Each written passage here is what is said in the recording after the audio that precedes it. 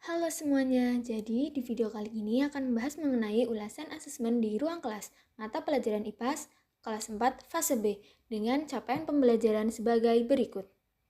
Nah, topiknya yaitu pengaruh gaya terhadap benda, dengan jenis asesmen formatif, bentuk asesmen soal tertulis, dan unjuk kerja.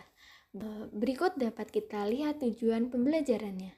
Nah, pada asesmen tersebut disebutkan bahwa peserta didik diminta untuk menyebutkan kegiatan yang sering dilakukannya yang berhubungan dengan pengaruh gaya terhadap benda. Nah, dalam asesmen juga ditunjukkan dalam bentuk puzzle berupa gambar yang biasa dijumpai dalam kehidupan sehari-hari dan sesuai dengan aspek lingkungan budayanya, yaitu seorang peserta didik mendorong meja di kelas, seorang anak bermain sepeda, dan yang lainnya. Pada asesmen awal, guru bertanya kepada peserta didik yang disesuaikan dengan karakteristik dan lingkungan sosial budaya peserta didik. Hal tersebut untuk mengecek kemampuan awal peserta didik, di mana pada soal evaluasi menggunakan soal cerita sederhana yang bisa dijumpai dalam kehidupan sehari-hari.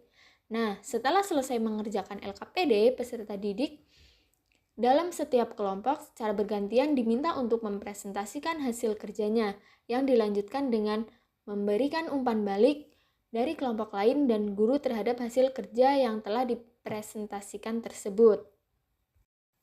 Selanjutnya, hal yang ingin saya lakukan untuk lebih memaksimalkan efektivitas asesmen dengan memperhatikan tahapan perkembangan peserta didik, lingkungan budaya dan karakteristik peserta didik, serta kemampuan peserta didik ketika saya menjadi guru di kelas tersebut ialah instrumen asesmen dirancang dengan memperhatikan tahapan perkembangan kognitif, emosional, dan sosial peserta didik. Menyajikan asesmen dan instruksi kepada peserta didik juga yang disesuaikan dengan tahapan perkembangan mereka. Tingkat kesulitan soal atau tugas dalam asesmen yang diberikan kepada peserta didik disesuaikan dengan kemampuan dan tahapan perkembangan peserta didik. Penilaian formatif dilakukan secara terus-menerus selama proses pembelajaran, yang berguna untuk membantu guru dalam memahami perkembangan individu peserta didik dan menyesuaikan instruksi mereka dengan tepat.